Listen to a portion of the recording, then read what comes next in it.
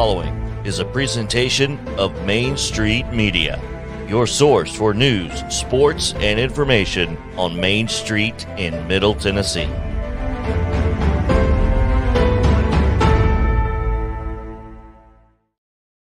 Sounds like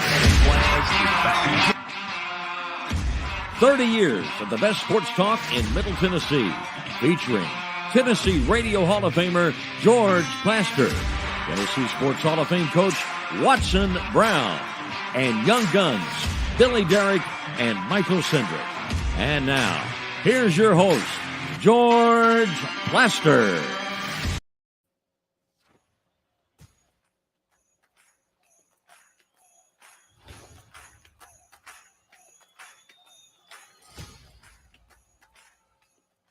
Hello again, everybody. Welcome in. It's a Monday afternoon in Nashville, Tennessee. Depending on where you are, it may be pouring, it may be sunshine, it may be all of the above. It's a crazy time in August, and normally this is a really hot month, and don't be surprised if that sort of continues. Anyway, we got a good show for you. Although in the 30 years that I have done either sports talk radio or the month I've done this, I have never come on the air and said, listen, we have a crappy show. Go ahead and turn it off. I've never done that. So let's check in with all who are a part of this. Let's head up to the plateau, say hello to Coach Watson Brown.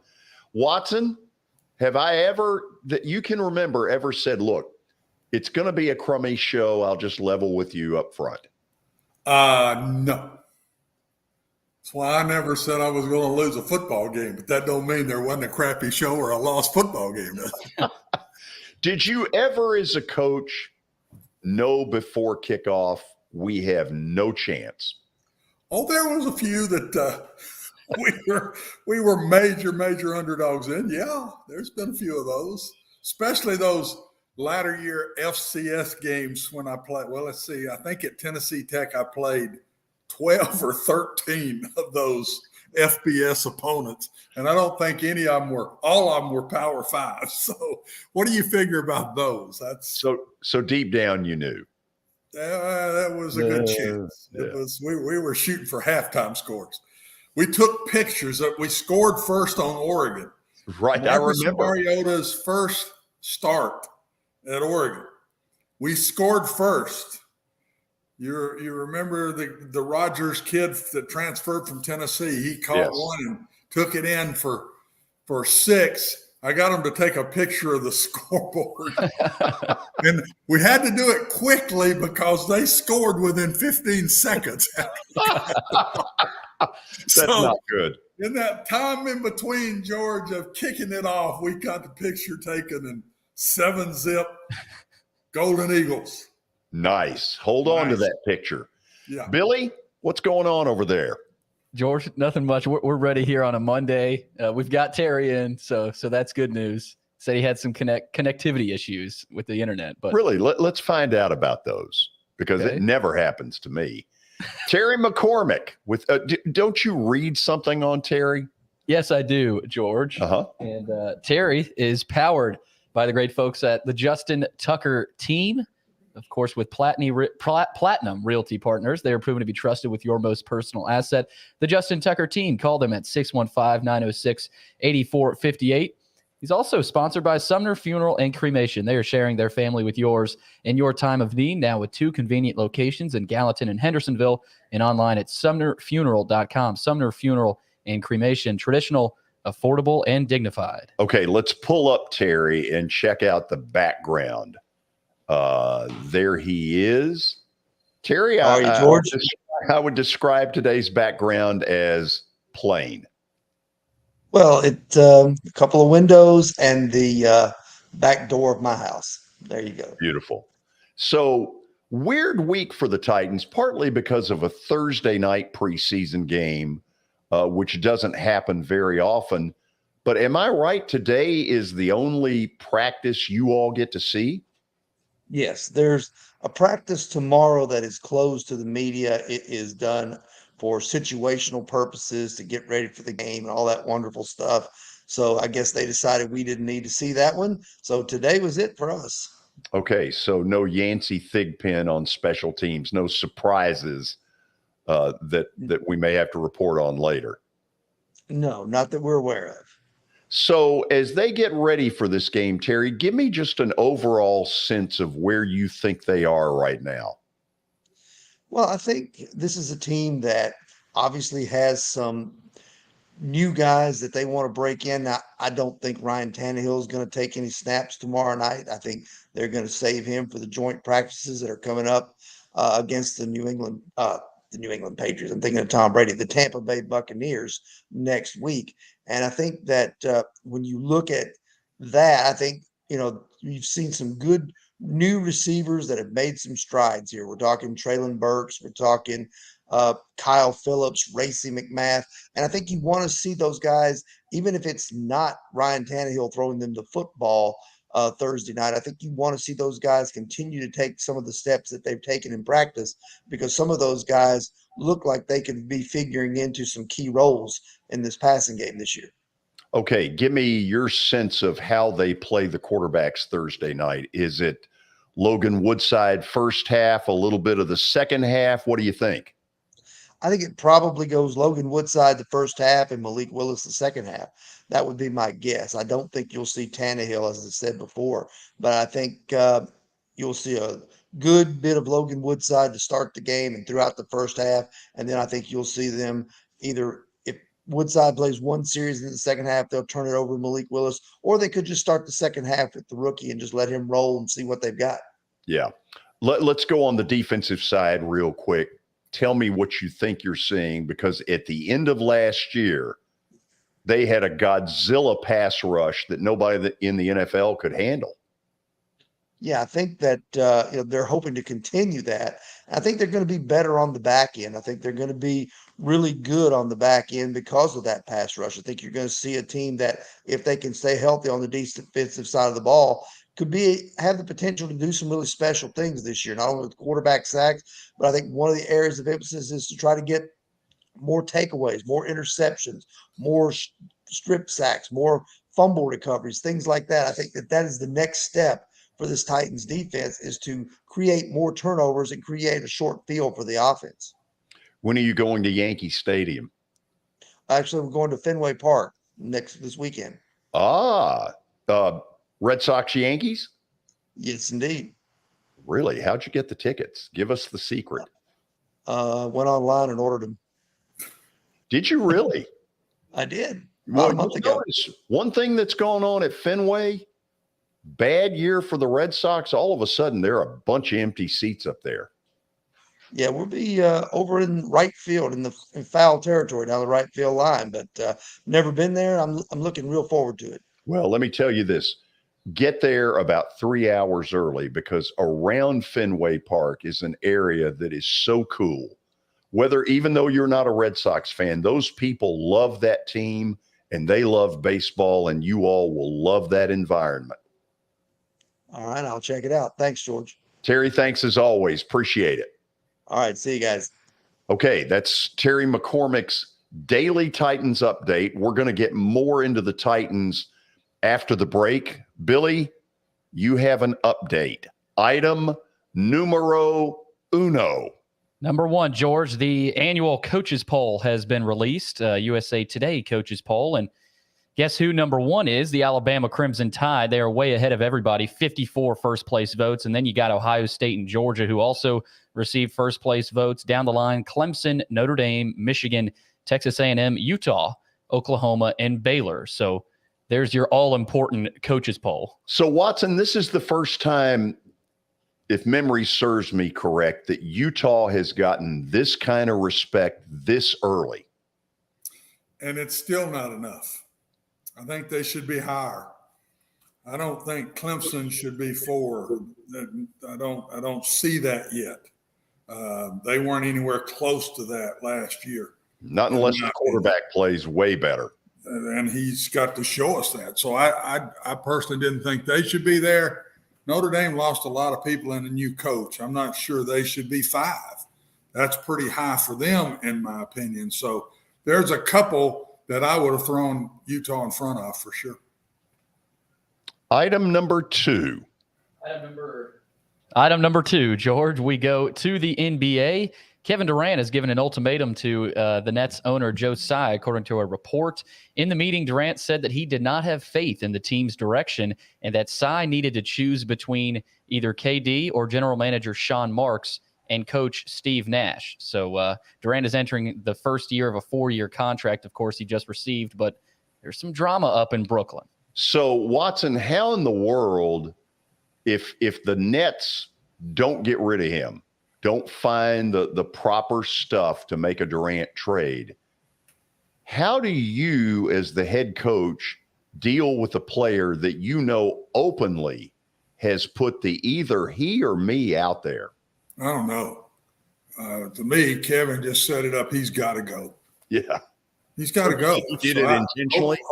Hopefully they get a good trade for him. But he's got to go. Don't you think he did it that way intentionally?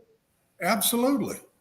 And what irritates me a little bit about Kevin, I think he's a great player, but he needs to just play basketball and stay out of management.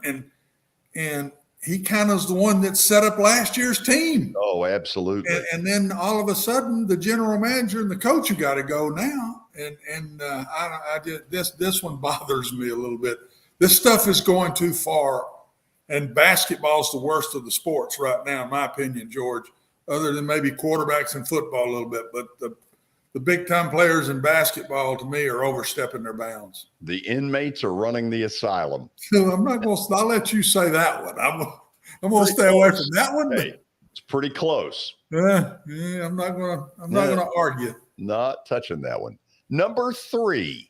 Number 3, we go to the NFL. Baker Mayfield back in the news, but for good reason for him. Apparently, he's got the inside track on the starting quarterback job. Not sure how much of a shock that comes to you guys, but it looks like it's Baker Mayfield's job to win right now. Watson, to me, he has shown better stuff. His best stuff is better than Sam Darnold's best stuff. Oh, I thought that was a great trade for the Panthers because I'm not a Sam Darnold guy yet, George. I'm just not. Hopefully he'll become that, but I'm not. And I think I'm still a Baker Mayfield guy. He's going to have to prove it this go-around. I just thought Cleveland, there was a lot of stuff there, some things he did to himself a little bit off the field, and then his injuries. This kid was tougher than nails and doesn't get credit for it. A lot of them would not be out there with the injuries, especially his shoulder, and yet he played through it and tried to help his team win games. So I'm expecting him to step up big time if he's truly healthy, and it sounds like he is. Watch the box scores carefully in Carolina because how they play in those 3 preseason games will ultimately determine what's going to go down. With Baker, he'd better win that job or you wonder what his future is in the NFL. Yep. Item number 4. Item number 4, George, we go to the NFL, stay in the NFL. We go to Oakland. According to NFL insider Ian Rappaport, the Raiders have no intentions of trading the former Pro Bowl running back. And, quote, my understanding is the Raiders are not trying to trade Josh Jacobs and are not planning on trading Josh Jacobs, all those things. So he's staying in Oakland. So, Watson, I'm lost on this one. I've been a big Josh Jacobs fan. If you know his story, you know he has come from virtually nothing, including being homeless in his, teenage years. The guy runs hard. Why wouldn't Oakland like him? Blows my mind. I don't understand it at all. And I've seen him play well for Oakland. I've seen him make plays. You think this guy, he's not a kid anymore, but when he was a kid, George, the NIL wouldn't have helped him? Jimmy. Oh, gosh. Yeah. There's a perfect example of what the NIL can do. And it just wasn't around then for him to reap the benefits of it. And then, not to change the subject, but to go on that NIL, do you see that piece with Kentucky when they had the fundraiser and all the kids, the basketball players, gave all their autographs and the money they made off of that and giving it to to the people with the flood victims. My gracious, let's don't talk about all the negatives of the NIL. There's a lot of positives. There are some good. You're exactly right. Yep. Okay, we're not going to bring up the Cale Gundy situation until the 5 o'clock hour. Watson and Cale Gundy have a long-time relationship, and I think you're going to learn some things around 5:20 this afternoon that you may not know about that story. We'll open the phone lines at 5:40. I'll get Billy to put the number up there shortly. 5:40 is when we will open the phones. And when we come back, Watson's analysis of the 4 things that the Titans will try to accomplish Thursday night when they go to Baltimore to take on the Ravens. This is Main Street Media Television.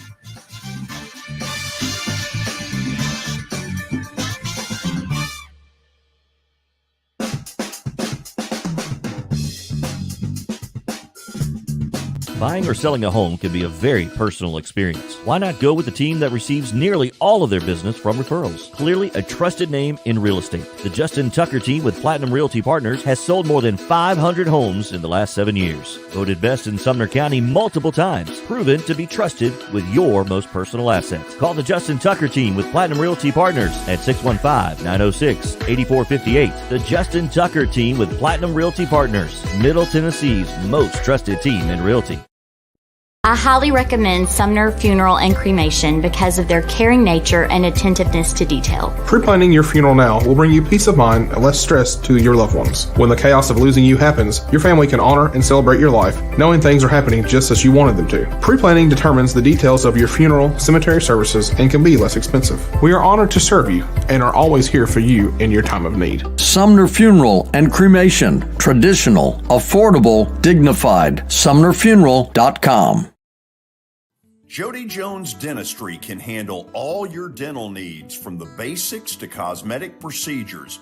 All of this in the nicest dental facility I have ever seen. Jody has done it right. They're located conveniently at 55 Music Square East, and for an appointment, it's simple. Dial 615-259-5100 and tell them Plaz sent you.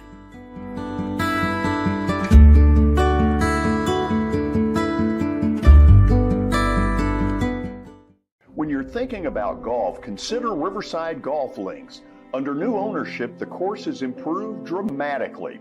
It's now 27 holes, complemented by a 9-hole executive course. Book a tee time now at 615-847-5074 and get ready to enjoy the beauty of golf in the Old Hickory area at Riverside Golf Links.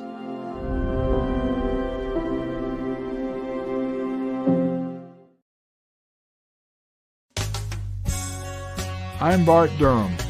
I was sworn in as a lawyer in 1963, and I've been working as a lawyer since then. We're a firm that does exclusively personal injury, a lot of tractor-trailer crashes. Insurance companies will open up their checkbooks when you force them to. We have systems that work. We get the most money for our clients in the shortest amount of time. I'm Blair Durham. My dad and I want to help. Give us a call at 615-242-9000.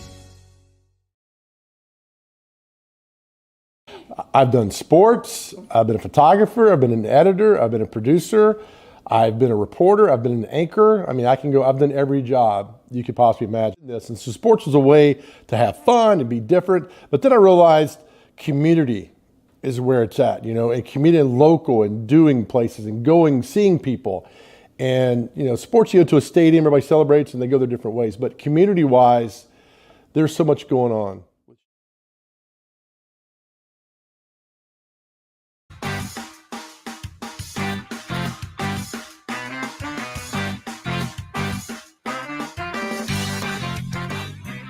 Man, it's hard to believe that the Titans will play their first preseason game this coming Thursday. Holy cow. The time has flown. Baltimore Ravens up there in their beautiful stadium. Let's take a look real quickly. Get Watson Brown in here because I asked him to put together 4 real points of emphasis for this first game. And so, Billy, if you want to go to that graphic here in a minute, we'll punch it up there. So Watson, let's go with item number 1, which is start to settle on a backup quarterback. Everything we're hearing is that Logan Woodside, it's his, but we don't know anything about him. Oh, I don't.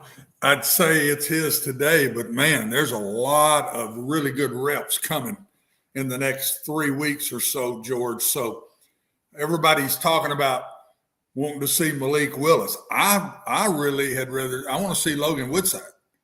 I want to watch how he handles the starting bunch against the starters early in the first quarter and even with the backups into the second quarter. I want to see how is he possibly a starter worthy if we hurt our quarterback. And so I think my eyes are going to be more on him than even Malik Willis.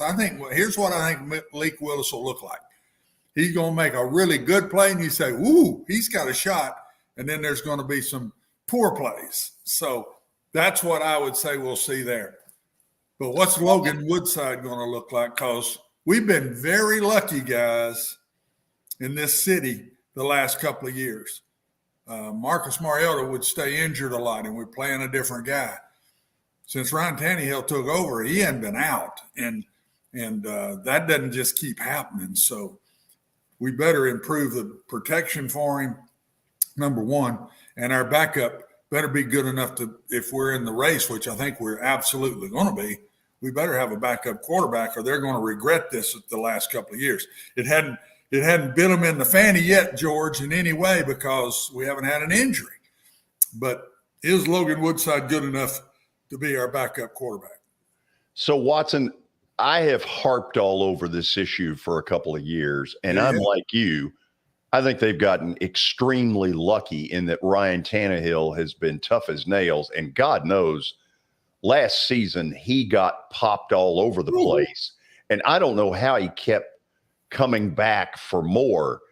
But best as you can see, if the situation had to happen, what level of confidence do you have in Logan Woodside? I don't know. We never seen him. He hadn't played in the last 2 years. He played some in the preseason, but nothing stuck out to where I said, yep, he can be the backup. And it didn't stick out to me, George, where I said, no, he can't be the backup. So I'm anxious to see because in this first one, it's his team. We're not going to see Ryan Tannehill in this first game. So we're on the road against a good defense.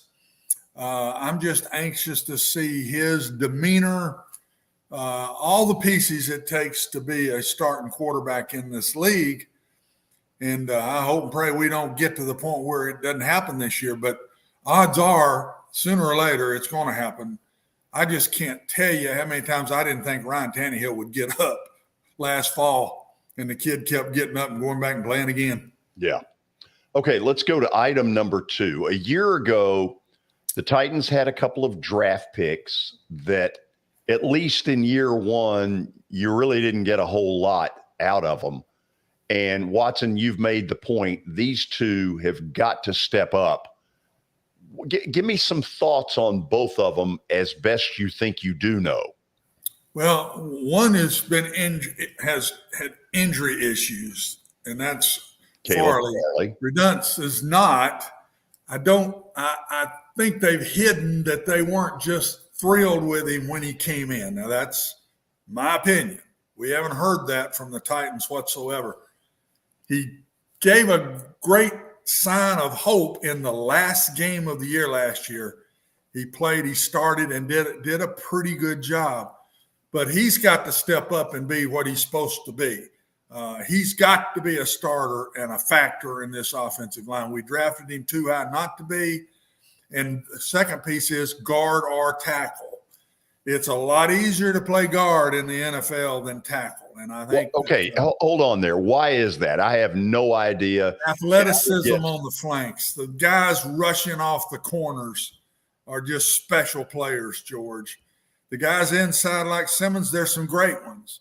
But most of them, half of them, I'll say, are a pushing pile. That's what they do. And when the guards have got bodies all around them. so they can bounce them off the center and the tackle on both sides. The tackle has an open space in pass protection. Both of them do. And you're just blocking a better overall game after game, player after player. You're blocking a better athlete. So where does he fall? Is it guard or tackle? It looks like guard right now to me, but we'll see. I'm going to see where he starts Thursday night. And then how good is he? Does he look like a high draft choice that it's time for him to step up on this team? It's time, and he's got to do that. Okay. On Farley, as you mentioned, it was all injury, but they knew that going in, and they still took him, which tells me they think he's just a terrific athlete. We've done this a lot recently. We've signed free agents that were hurt. Some of them came through, some of them didn't. Most of them didn't come through till later in the year with their injuries. We signed Simmons with a torn ACL. And I think when they did that, and then he's turned out to be a great player, an all-pro player, then I think they've stuck with that theory of let's go get these injured guys that are lower in the draft or a free agent that's been injured and bring them in. Here's another one in Caleb Farley. Didn't do much at all last year, had back issues, kind of looked like he got past that, and then he hurts a knee. He's got to step up. He was drafted way too high. We're very young at corner. We need a corner to come through. Caleb Farley is that person, and it's his time to take the step. I hope for his sake and the Titans' sake he does. It's not going to be just Thursday night with him, George. I want to see him play well and stay healthy because he didn't stay healthy even in college. So he's got to show us that he can take that long stretch in the NFL, which you should be able to do as a corner. You should. That's not one of the getting injured positions that much. You should stay healthy, and I'm anxious to see him play Thursday night, but I'm also anxious to see him stay on the field and be a major contributor for this team. If he doesn't come through, I don't think we take that next step we're wanting to take. Okay, now to the pressure point. Treylon Burks. This guy's got a ton of pressure on him because essentially it's him for A.J. Brown, which is unfair to him as a rookie. But boy, John Robinson needs this kid to hit big. Watson, what do you think? I don't know. Anxious to see. I remember A.J. Brown when he first started and what he was last year. This kid's got to be better than A.J. Brown was when he first started if he's going to play A.J. Brown's role. That's the way I look at it, George. It's not just, well, he's got a great future. Well, if he's got a great future, but he's not there yet, why did we let A.J. Brown go? So to me, Burks has got to get the Titans off the hook here a little bit. And I promise you, they're begging for him to come through. But he's got to step up to the plate. If we don't get A.J. Brown play out of him, we're not going to be as good as we were last year, in my opinion, even though there are other offensive positions that may be better. Hooker at tight end, they're really talking strong about the Phillips kid at inside receiver. Woods is a proven player, but again, injured. And we got to see if he's back healthy again. But Burks has got to not only come through, he's got to get up in that range of A.J. Brown last year, not A.J. Brown as a rookie. Yeah, seems to me to be almost impossible, but you saw him at Arkansas. You had strong opinions about him as a Razorback. Talk to me about those. He reminded me of A.J. Brown, maybe even a little more athletic than A.J. when he gets the ball in his hands. A.J.'s a strong runner. This kid can run over you and dodge you. He's got a great burst. A.J. had a burst too. So he's got all the pieces. He was tougher nails watching him play. A.J. showed that too in the NFL. I didn't see that, but he wasn't asked to be really just a tough guy at Ole Miss. But Burks had that image of that team last year. He was the persona of toughness, which they wanted to be. And he was top of the line in showing that competitiveness, toughness. I really liked the pick when they drafted him, George. I really did. And then he came in and had his issues and didn't get to go into the spring stuff at all. But he seems to be come back from that. How quick will he get the NFL game? And the NFL game is some ways different than the college game. The college game is more zone first, man second. But there is a big difference in the NFL and college in this way. The NFL can bang you early, but then they got to let you go at 5 yards. In the college game, you could get banged all over the field. It should be easier in the press man for him if he can get off the line of scrimmage, because he's going to get free after 5 yards. And so I just think he's a big watch in this preseason. Okay, nobody should care one way or the other what my opinion would be here. I want yours. Your gut feeling, is he going to be a number one level receiver in the NFL? Yes, I think we might need to cover for him just a little early. Not that he'll not play well, but I think the young man is going to get better every week if he stays healthy. He's got to stay healthy. He's too young and inexperienced to do what AJ and Julio had to do last year and miss 2 or 3 games and then come back and be a good player. I don't think he can do that. I don't think he's ready to do that. Let's cross our fingers that he stays healthy. I'll bet you by midseason he's a really good player. We've got one more to go, but I want to make the point. You all can see exactly why I love having Watson Brown on this show. He'll teach you things. God knows he's tried to teach me things that hadn't worked. But the point is, you can really learn some stuff from this guy, inner workings of football. So let's go offensive line. Watson, they weren't nearly as good a year ago as they had been 2 seasons, in the 2 seasons before that. So, yeah, offensive line play is huge here. In your mind, what is it that took them from one level down a notch? 2 things. Number one, injury. We had a bunch of them in and out, in and out, in and out. Now, a lot of these were pro guys that have been around a long time, so they could come back and play. But still, there is nothing on the football field, George, that has to be coordinated. Nothing anywhere on the football field that has to be coordinated as well as the offensive line. They have got to be together on their their calls, passing down what we're doing. And then when they come off the ball, the fluidness of the coordination, you got to be able to see. And a coach, a guy that knows, can see it. I didn't see it last year. They got away with it because when we lost Derrick Henry, they kind of left the offensive line and said, well, we've lost our runner. Derrick's back.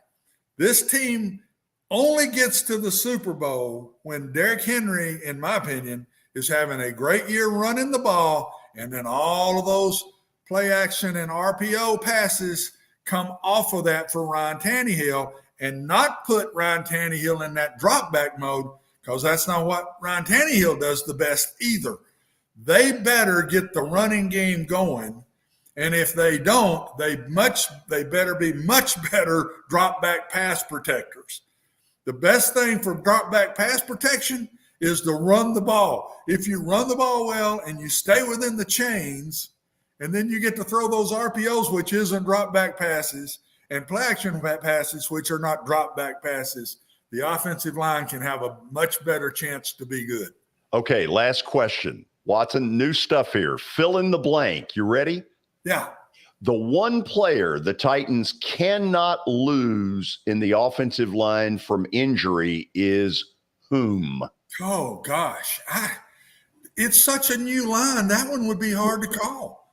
I still would put Taylor Lewan there just because of his attitude, his experience, his work ethic and toughness.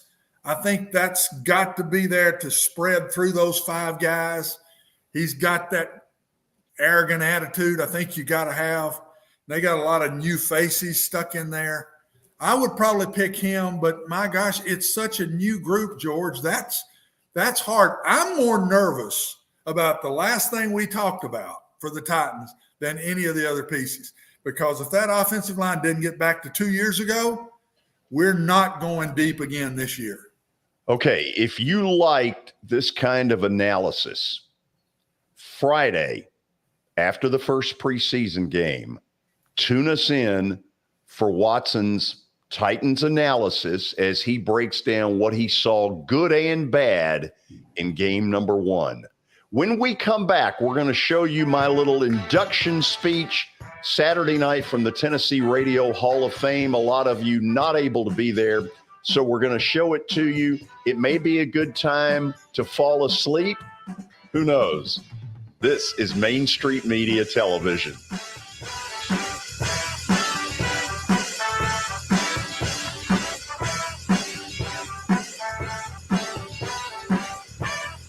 For Dustin Timmons and Joey Donnelly, they welcome every opportunity to serve and satisfy their clients. Whether you are looking to build your dream home or renovate your current home, their team will ensure that every client and remodel is unique, luxurious, completed on time, and within budget. Contact them today to set an appointment for a free consultation or to view some of their completed projects by logging on to DonnellyTimmons.com.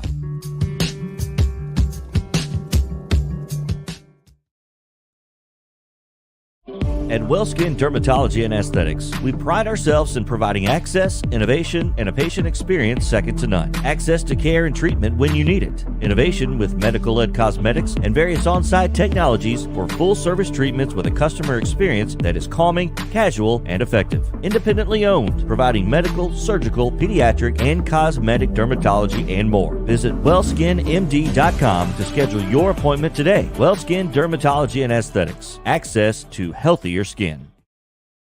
It's your last chance to get a spring tune-up for summer. Complete Service Heat and Air can clean your coils, check out your motor, and make sure you have cold air on that first hot day of summer. Complete Service Heat and Air is located in White Bluff, Tennessee. We do service and repair on heating and air the right way. 24/7 service. Call us at 615-797-3997. That's 615-797-3997. Serving Cheatham, Davidson, Dixon, Hickman, Humphreys, Montgomery, and Williamson counties. Have you heard about the high levels of radon in Middle Tennessee? Radon gas is the second leading cause of lung cancer, second only to smoking, and has no color, no taste, and no smell. The only way to know if you have radon is to test for it. Duret Radon Mitigation offers testing for small and large-scale residential and commercial properties, plus mitigation services. Visit DuretRadonMitigation.com to request testing or get a free estimate for mitigation. That's DuretRadonMitigation.com.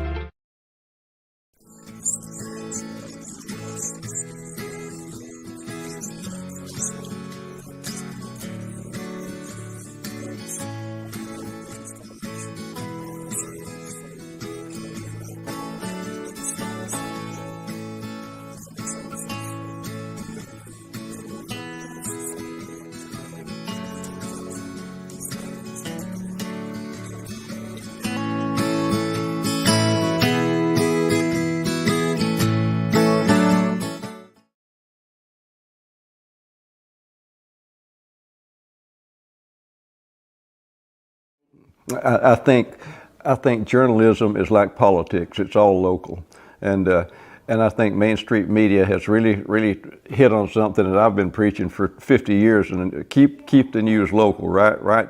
Local stories for local readers, and that's what I like about Main Street Media. I finally found somebody who agrees with me philosophically about concentrate on local subjects, local topics, and you'll bring your readers in.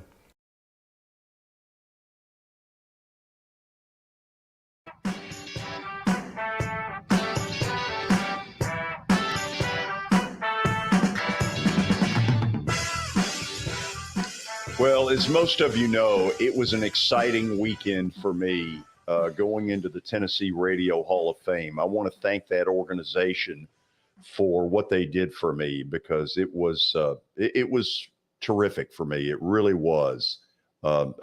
I'm overwhelmed by the number of people who have reached out in support of me.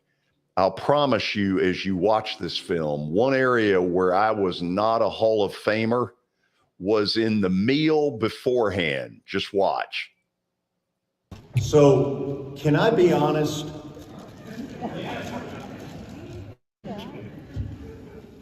I have got my coat buttoned because dinner was a disaster. I look like John Belushi in Animal House. We have practiced this at this table over here. All of the stains are right below there. It's pathetic. Willie, first of all, thank you for the nice words. I'll give you the money later. Let me congratulate all of the winners tonight who were here and the group, the legacy group. I was the one who replaced Jack Eaton at Memphis State. And so when I saw that film footage, man, that really hit home with me. It's been 35 years ago, but it got my attention. So a lot of you saw that stupid looking film of me just in total shock when Pamela Furr and Buddy Sadler and Pete Weber put that surprise on me in April. What a nice surprise that was. And it led me to that night, what I would call kind of the walk of my life, where I got out of the house and for about 90 minutes, I just sort of said, how the hell did this happen? And it forces you to sort of think about things. And the thing that sort of crossed my mind was God has put so many incredible people in my life. And I want to say thank you to a few of them tonight. There are 3 tables up toward the front, and I'm not going to run through every last name. I'm going to generalize here. To those 3 tables, I say thank you to all of you, because each and every last one of you have done something for me that I could never forget, that has made my life better. And I'm so appreciative to that. Table number 4, I don't even know where y'all are. I'll call it my BGA table. Where are you all? Oh yeah. Battleground Academy has been such a part of my life, and I so appreciate the school making me feel like family. And the best thing that ever happened to me was going to BGA. And then there's my Vanderbilt table, the tallest table in the history of the Tennessee Radio Hall of Fame, led by 6'11" Will Perdue, and all the way down to Petro. There's about 3,600 points that have been scored at Vandy by that table back there.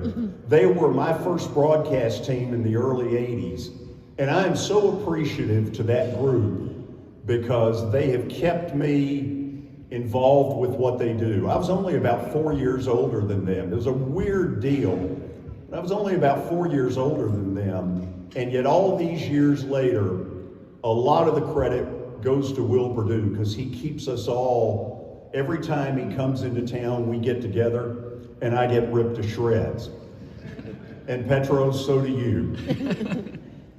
Now, on to a few others. Man, I got the most unbelievable start in radio through 3 people, one of whom is here tonight. The late Paul Lyle, the late Tennessee Radio Hall of Famer Vic Rumore, and my good friend Steve Dickert. God, I drove him crazy.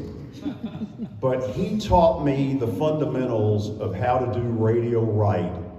And I was so fortunate to have Steve as a teacher, a mentor, one of about 4 general managers that I actually liked of the 12 that I ever had. And so, Steve, thank you very much for being here tonight. To 4 great people who helped me in my play-by-play life in my 20s. You could never appreciate the class and the dignity of a Watson Brown, who's now a co-host of mine, how lucky I've been to have him as a friend and a big brother, the late George McIntyre, the late C.M. Newton, and my buddy, producer, engineer, and as I used to say in our broadcast, even though it wasn't true, former Atlanta Braves third baseman Bob Horner. It was very interesting to me to note in the film that they did bring up the lawsuit. So what the hell, I'm gonna bring it up too. There are 3 attorneys that I want to thank.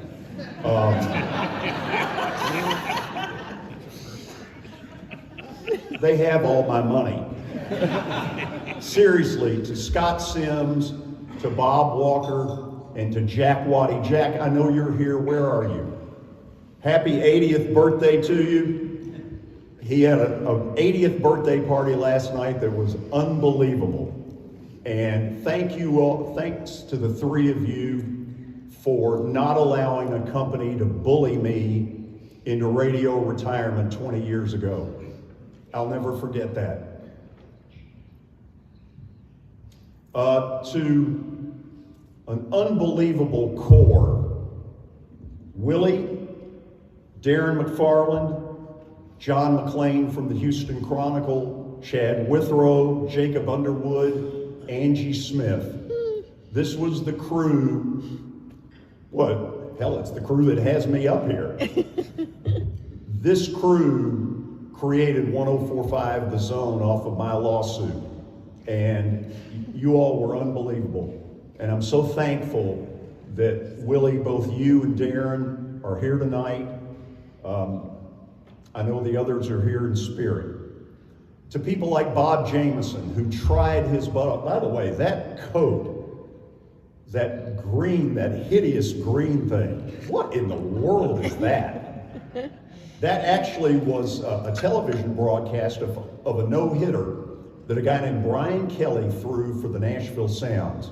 Anyway, to people like Bob Jameson, Chip Walters, who I know is in the back there, Greg Ruff, Bud Walters, Chase McKay, Ted and Adam Johnson, Bob Meyer, Greg Poe, Terry McCormick. Been lucky. God has blessed me with a lot of great friends. And in this venture we've started now, Dave and Ellen Gould, Chris Kulik, Watson Brown, Young Guns, Billy Derrick, Michael Sindrick, Main Street Television. I am very fortunate and excited about this new venture. I want to say one last thing, then I'll shut up and get out of here. To the gentleman who got up earlier, who accepted the award for the Legacy Station, I hope I'm saying this right. Man, you hit it dead on right. Radio's not about corporate spreadsheets. It's not about hostile takeovers. Real radio, the way it was designed, is about community. It's about helping people. It's about a station in Cookeville helping tornado victims. It's about a station in Waverly helping flood victims. It's about keeping the Nashville Predators where they belong, in Smashville. That's what real radio is supposed to be. And so I put this challenge out because there's a group in here tonight that are what I would call radio lifers. Okay, you didn't get in this to get rich. You got in it because of a passion and a love. And God in return has given all of us a platform. And it's a platform that we have to make a decision of what it is we're going to do with it. And I challenge all of you tonight, find somebody or something that needs your help, and then use that platform to make a difference. To the folks involved in the Tennessee Radio Hall of Fame, thank you so much for this. This is a wonderful event. You all deserve a ton of credit because you're not getting paid to do this. These are volunteers who love radio. And lastly, I thank my mom and dad. They're not here, but somewhere up there, they're looking down and Dad's going, did he pay for those tickets?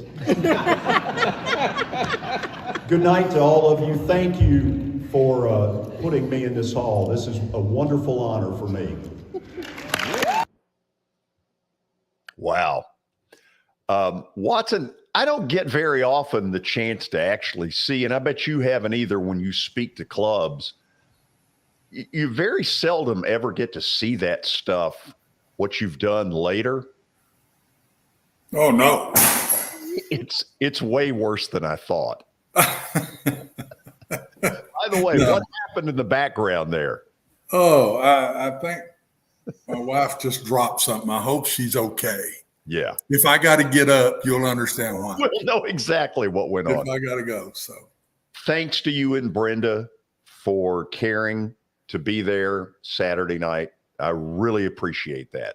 Oh, we wouldn't have missed it for the world, George. That was neat. Just told you after it's over. Very proud of you. Nashville's lucky to have had you through these years. And just a well-deserved night for you. It's something you'll never forget, I can promise you. Oh, you got that right. Billy, you were there as well. Thank you for taking the time to do that. Yeah, George, that was special. It was a special night. A lot of, your speech was great, but three other people that did a great job of presenting themselves as well and their careers. So definitely a memorable night. Watson said it right. I've got a good friend that was part of that group, Paul Tinkle, who owns several radio stations in West Tennessee. And that was very cool to be able to go in with him. And I just thank everybody who was there for caring about radio, which has been such a huge piece of my life. Anyway, enough of all this blather. We'll go to the break, and then Watson will get abused on Stat of the Day. So stick around. This is Main Street Media Television.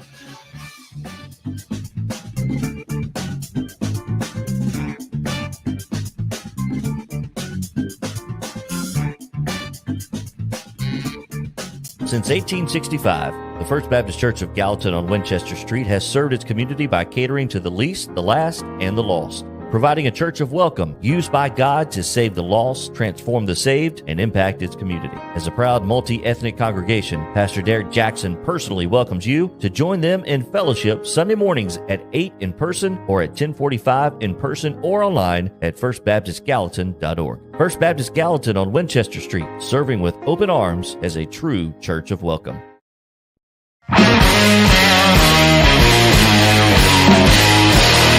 Tell me a little bit about your company. So One Stop Realty has been around since 1974. We are your hometown brokerage. It is family owned by me. We have 30 agents that are waiting to help you with all your real estate needs. That counts as residential, commercial, and property management. We also will be getting into the auction business at the end of this month as well. We have listings that range from every price range that you can think of on the real estate market.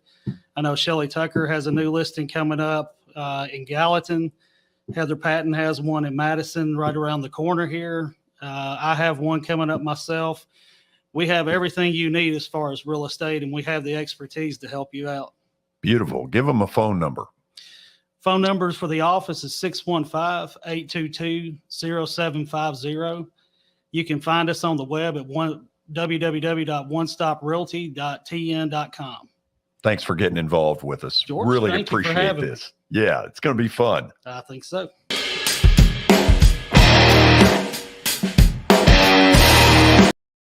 Serving Williamson and surrounding counties, Bone and Joint Institute of Tennessee offers comprehensive orthopedic care with 16 subspecialized physicians. Our practice provides high-tech care with a hometown touch. We offer physician clinics, physical and occupational therapy, advanced imaging, and surgical services, including interventional procedures. Call us at 615-791-2630. We're Bone and Joint Institute of Tennessee. High-tech care with a hometown touch.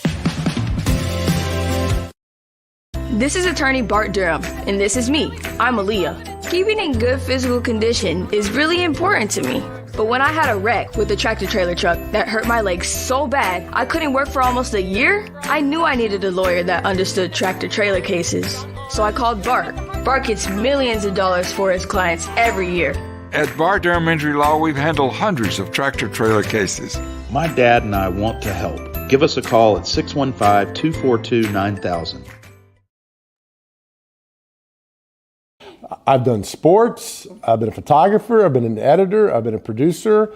I've been a reporter. I've been an anchor. I mean, I've done every job you could possibly imagine this. And so sports was a way to have fun and be different. But then I realized community is where it's at, and community and local and doing places and going, seeing people.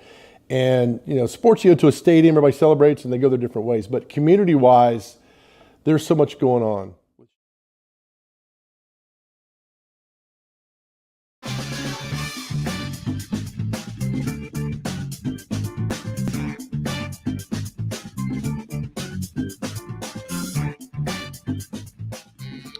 So we go from the high of being inducted into a Hall of Fame to the low of perhaps getting abused on Stat of the Day, which all I can tell you is this: it was easier on radio to think, but when you're looking into a camera, some of the most obvious stuff out there, we just absolutely bomb at.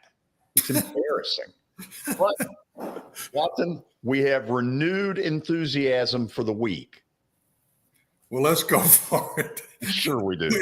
That might not last long. What a load of crap that was. Yeah, that one was a good one. Let's see how far that goes. We'll see. We'll see how today's Stat of the Day goes. It is powered by John English Vintage Sports and Cards. They specialize in antique and historical sports equipment, games, advertising, and other sport-related items. You can visit them in Shelbyville, Tennessee, open Tuesdays through Fridays from noon to 5 o'clock and Saturdays from 10 a.m. to 5 o'clock. Visit them on the web at johnenglishgradedcards.com. And today's Stat of the Day, we go baseball. We go back a long time ago, 1934.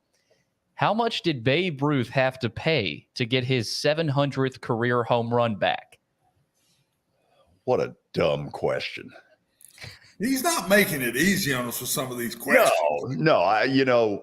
We've got to head over to Arkansas and have a little talk with somebody about these. Think about the value of a dollar back in the 30s. I mean, that's a great point.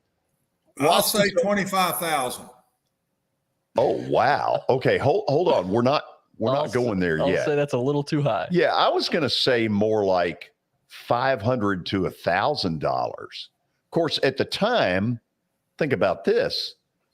Babe Ruth was the first player to ever get to 700, which then leads me to this point.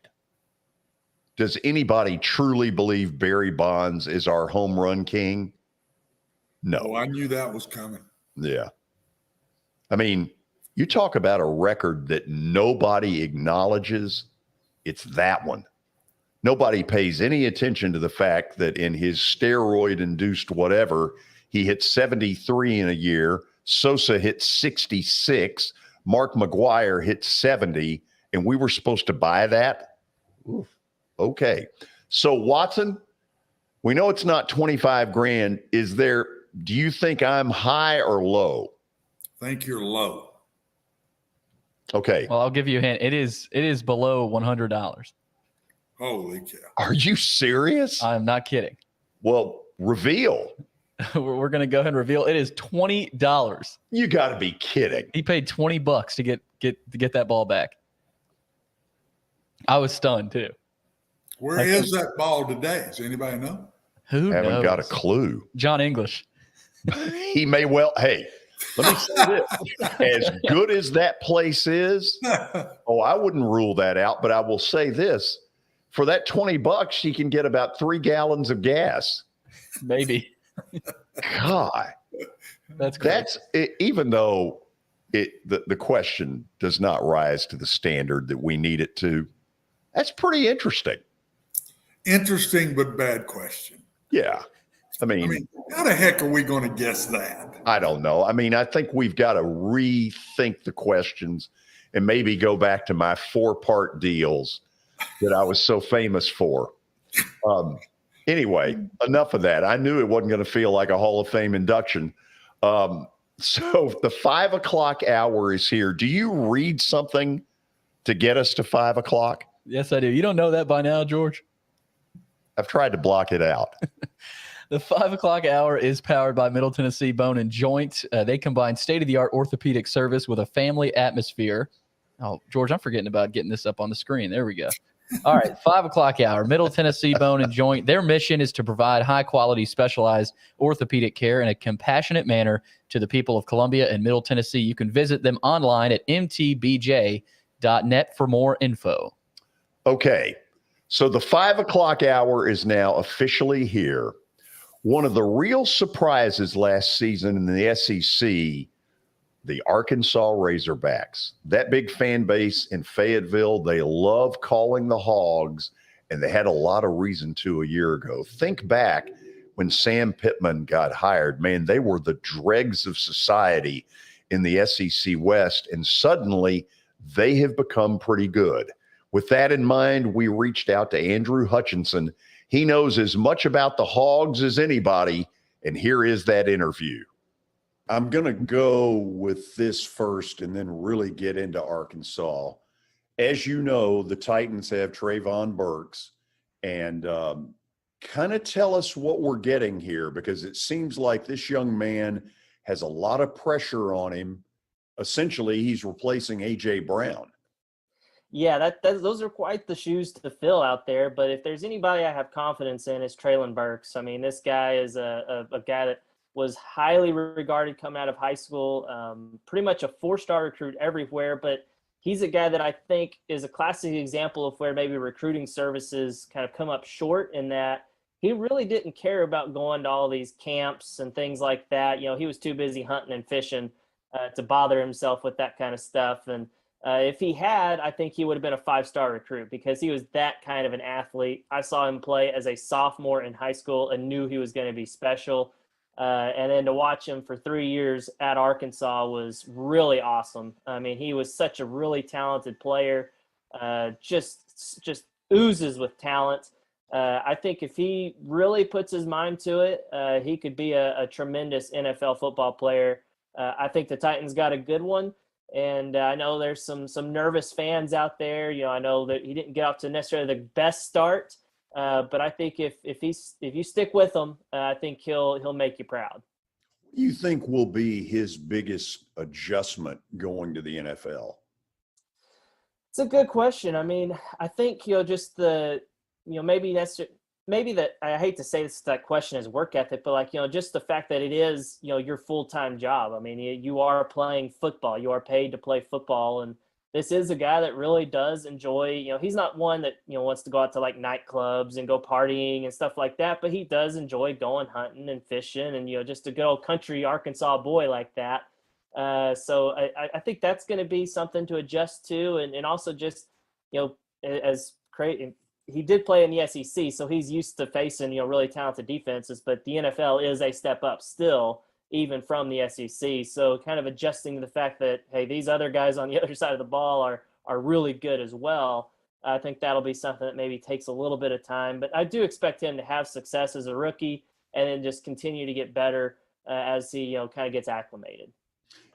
Andrew, in an era where you have mostly flashy offensive coordinator types that are getting hired as head coaches, Sam Pittman was anything but that. He felt like one of these guys that would have been one of the old Hogs in the Washington Redskins. And a lot of people, kind of thumbed their nose at the hire. Talk to me about what he has done that has been so successful to turn it around as quick as he has. Yeah, I mean, Sam Pittman was a guy that a lot of people kind of questioned, but I think Arkansas fans were at least open to giving it a shot because of what he was able to do, his stint here as the offensive coordinator before leaving to go to Georgia. And then, of course, Arkansas fans followed him and saw the success he had at Georgia. And so there was kind of this openness to like, okay, well, maybe it won't be terrible, like maybe the national perception was. And really the number one thing he's done is he's restored pride in the program, both, in the locker room and among the fan base. because the locker room was not in a good place under Chad Morris. That it was not an SEC roster that was going to win any game. I mean, that's why we saw them lose 18, 19 games in a row, or however many it ended up being. And so really he came in there and said, hey, y'all are talented enough to win. And we saw that in year one. They went 3-7 in that weird pandemic year when it was a 10-game conference schedule. And 3 of those losses were really close and arguably should have been wins. So you're looking at potentially going 6-4 in a year one after back-to-back 2-10 seasons where you didn't win a single conference game. You lost to the likes of San Jose State and Western Kentucky, North Texas, teams like that. So really he's restored the pride, and now we're starting to see him do the other things that you need to have a successful program, like recruiting. I think right now the 2023 class on most services is ranked in the top 10. Probably not going to finish in the top 10. I think Alabama's still behind them and some schools like that will eventually catch up and pass them. But they could legitimately be a top 20 class and maybe even a top 15 class if the dominoes fall the right way. And that's when you start really kind of building for success down the line. And we've seen that. They've done what they could with talented players. We talked about Treylon Burks earlier. He was an incredible player that they got the most out of. Their quarterback right now, KJ Jefferson, is one of the top 2 or 3 in the SEC. They're getting the most out of him. They just seem to be getting the most out of their roster, both schematically and also just kind of that mental attitude that you need to have a winning football program. Can they, under this regime and what they're doing, can they take a leap that says to Alabama, we're going to get on your level? Yeah, I mean, it's going to take some work, but, we did just see last year they were right there with Alabama the entire game, lost by a touchdown. And obviously that's just one game. You can beat Alabama and lose to other teams that aren't as good as Alabama. And we saw that. I mean, they didn't play well against Auburn, but, I think that they're building toward that. When Sam Pittman first got hired, I'm not going to lie, I said that I thought he was going to be a solid coach who just kind of got Arkansas back on solid ground, and that it would be the next coach that took them to that level. After 2 years of watching them, I now think Sam Pittman is capable of taking them that next level. How long that's going to take, that remains to be seen. In their schedule this year, what is the game that pivots them one way or the other, in your opinion? It's a hard schedule every year, but let's just take a moment to look at the non-conference slate for Arkansas. Cincinnati, that was just in the college football playoff. BYU on the road, that's a top 25 team. You got Liberty coming to town, which maybe they're not as good as they were last year when they were a top 25 team, but still a tough challenge. And your FCS opponent is a Missouri State team coached by the one and only Bobby Petrino. So there are no easy games on this slate, including just the SEC slate that's always tough. So as far as kind of the swing game that will dictate how good they are, there's a really tough stretch there in the middle of the schedule where there's like 3 straight road games. I think they play Mississippi State on the road. They've got BYU, Auburn. I think it's one of those 3 games. If you can win 2 of those 3 games, then I think you're looking at a tremendous season. If you win 1 of those games, I think you're going to be solid.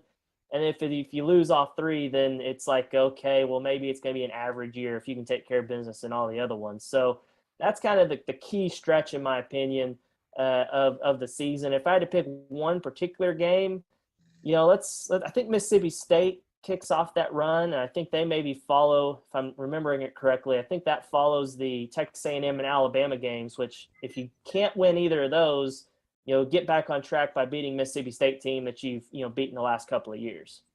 Okay, last thing for you.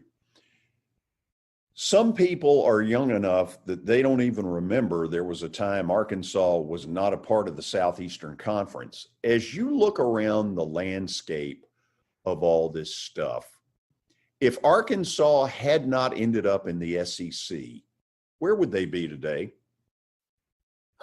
That's a good question. I was born after Arkansas joined the SEC, but I Thanks for making me feel old.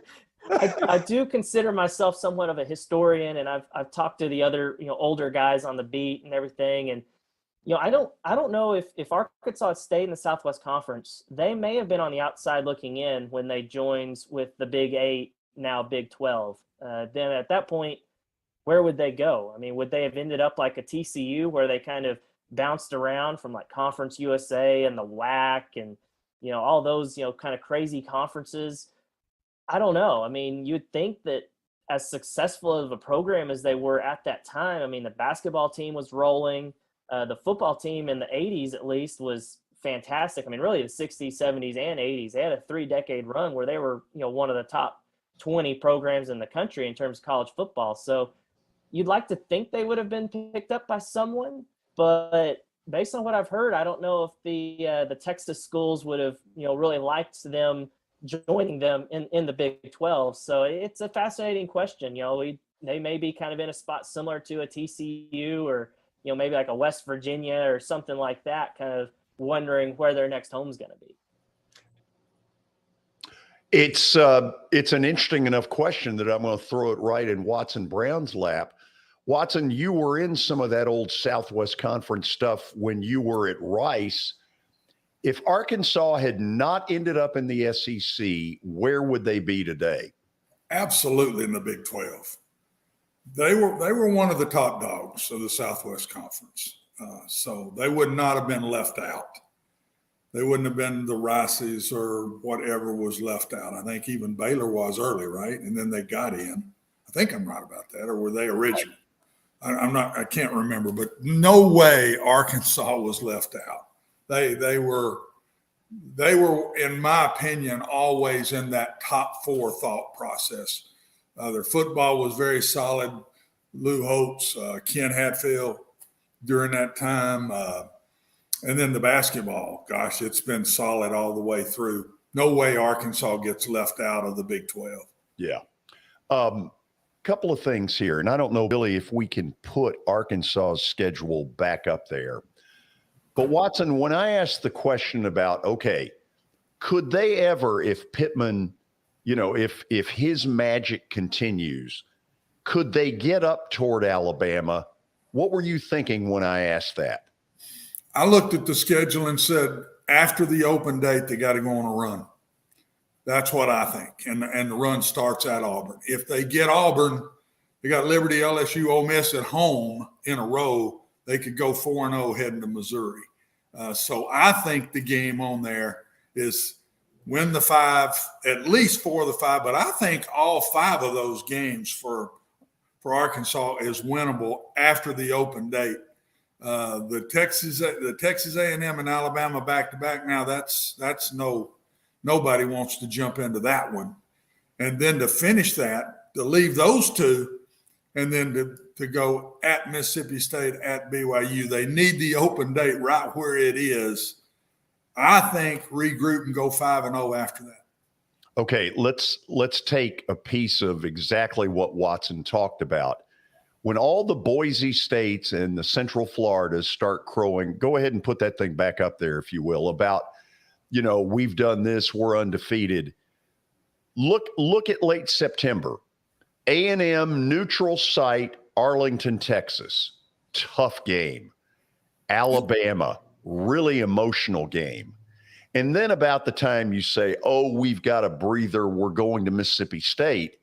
Watson, when you play 3 of those in a row in the SEC, that third one very seldom turns out good. Oh, and I'm not – that's anybody in the SEC. That's what the SEC is all about. How many times have you heard me say, George, and I'm not talking about my Vanderbilt time. I'm talking about I've been in the SEC at different places.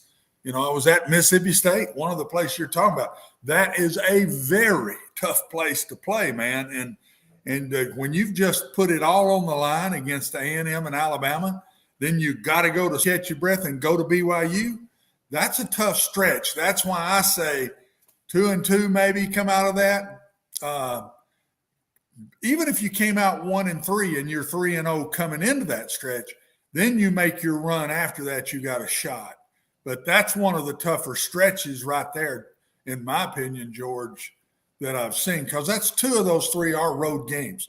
It's a road game for both them and A&M, but it's a road game. You get in a plane, you travel, it's a road game. So And then I think maybe the hardest get-up game in the bunch, even past, is BYU.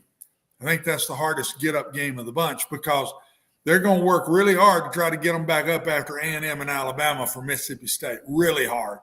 And then all of a sudden you turn around and do it again, and you head to BYU, which is another tough place to play. I've been there too. So I think that's a very tough stretch. So are they good enough? I know Cincinnati will have lost a bunch of folks. Are they good enough to beat Cincinnati? Yes. I'll be disappointed if they don't win that game. I think they beat Cincinnati. I think they beat South Carolina. I think they beat Missouri State. I think they're 3-0 and feel good about themselves headed to Arlington. And then it's time to play ball. And even though they've had to play ball in two of those first three, Missouri State's a solid FCS program, but that's not a tough game. Early line. Cincinnati and South Carolina are tough games. Both of them in Little Rock. No, they're Fayetteville, in Fayetteville.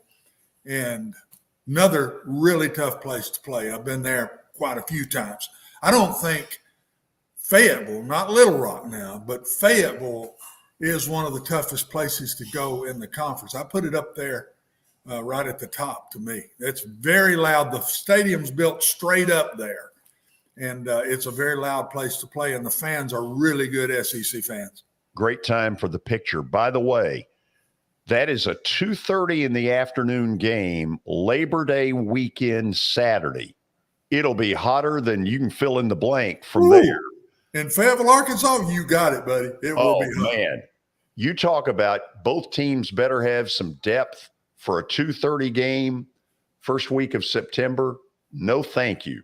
I'm not sitting through that.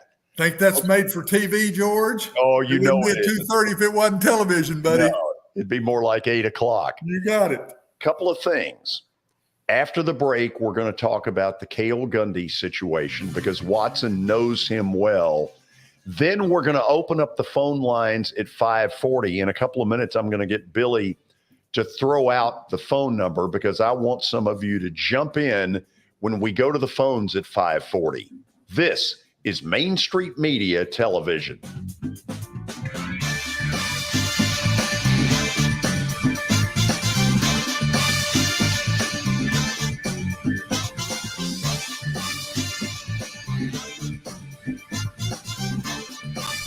Hey everyone, I'm John English. This is Keith Wallace, and we would like to welcome you to John English Antique Sports and Cards in Shelbyville, Tennessee. We specialize in graded and ungraded sports and non-sports cards, vintage wax boxes, and unopened cases. We have a large selection of PSA graded cards. We also specialize in old sports collectibles, baseball, football, basketball, golf, and tennis. You can find it all at John English Antique Sports and Cards. We are happy to be associated with Nashville's greatest sports antique, George Plaster. At Sumner Funeral and Cremation, our mission is to serve families as our own, celebrate the life of their loved one, and help begin the healing process.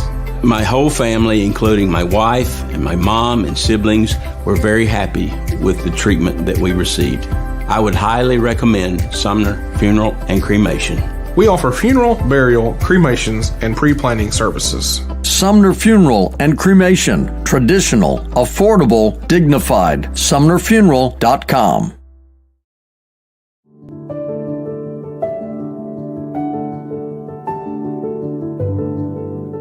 Welcome to the Omni Nashville Hotel, urban elegance with a vintage touch. Our 800-room hotel opened up in the fall of 2013 with 746 guest rooms and 54 suites.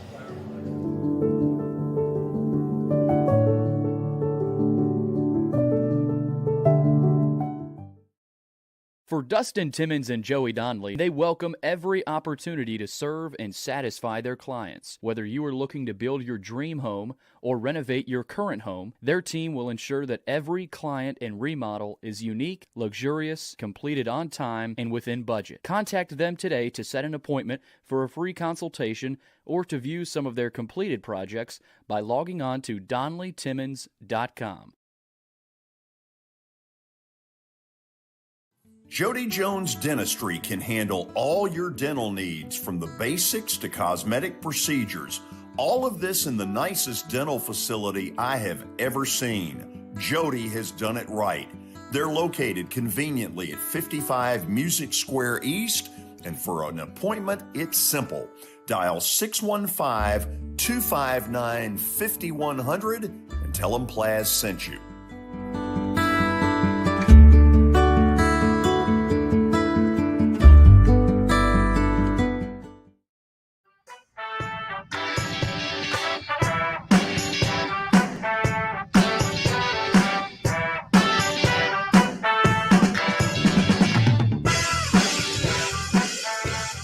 Okay, here we go. First thing, 5:40 today, we open up the phones, and I want some participation from some of you to jump in and talk a little sports with us as we try to get the phones more integrated into our show. There is the phone number. I hope you'll jot it down. It is 588-2998. We will put that back up on the screen 2 or 3 times during this segment. And remember, if you don't call us, we may call you. Did you like that, Billy? I love that line. When you first said that a couple weeks ago, that one got me. So the Cale Gundy story is out there. Longtime assistant at Oklahoma. Watson Brown knows him well. We're going to get his perspective on this in a minute. For those who may be saying, I've been working today, haven't seen the story, lay it on us the way it's reported. So, George, Oklahoma's Cale Gundy has stepped down from his role as the team's wide receivers coach. That was yesterday after he read a racial slur from a player's iPad during a team meeting. He explained the incident that led to his resignation in a statement that he released on Twitter. He said, in quote, "I owe it to Sooner Nation to be transparent about what led to this decision. Last week during a film session, I instructed my players to take notes. I noticed a player was distracted and picked up his iPad and read aloud the words that were written on his screen. The words displayed had nothing to do with football." So that's a situation with Cale Gundy. Obviously unfortunate, but I mean, in today's day and age, that's a no-no. Watson, I know it's sad for you because you have known Cale Gundy for years, and he's a good human being who's gotten caught in a bad situation. George, just like you the other night talking about different people in your life, Cale has been a big part of my life in a lot of ways. He was a starting quarterback at Oklahoma when I went as offensive coordinator there. We became very close through that because I also coached the quarterbacks. He had a fantastic senior year, just played really, really well. Came to coach with me when we started football at UAB, scholarship football at UAB, came with me, stayed a few years with me, and the only play he left me there and went to Oklahoma and been there ever since. And just an unbelievable guy. I don't know yet. I've texted him, left voicemail, haven't talked to him yet. It's killed me when I heard it this morning. All I can tell you is I don't know what went down. I don't know the words that were said that he read from the iPad. I know that from what I understand, he read it more than once. That may be what got him in a little trouble. I don't know. But I can absolutely tell you this, George. There isn't a racist bone in his body. If there's ever a player's coach, it's Cale Gundy. The players absolutely love him. And the second piece that I absolutely know, he absolutely loves the University of Oklahoma. Probably the most loyal guy to that university of any player coach that I've ever been around. I mean, he's had ample opportunity to leave Oklahoma to be a coordinator, to be a head coach, and he has stayed right in Norman, Oklahoma, and would never have left. He would have finished his career coaching at the University of Oklahoma. He's been kept on by so many head coaches, George, through that time. He's just well respected, loves Oklahoma. That's the reason, in my opinion, I've heard people say he got fired. I don't believe that. I don't believe he was pushed out. I think Kel did this, and I have no proof. I've yet to talk to him.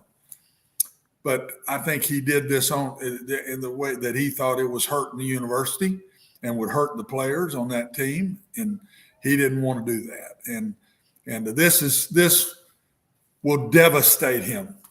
I'm telling you, this will be very hard, George, for him to handle, and I hope all of his close friends are by his side through this, because it's just not another job to Cale.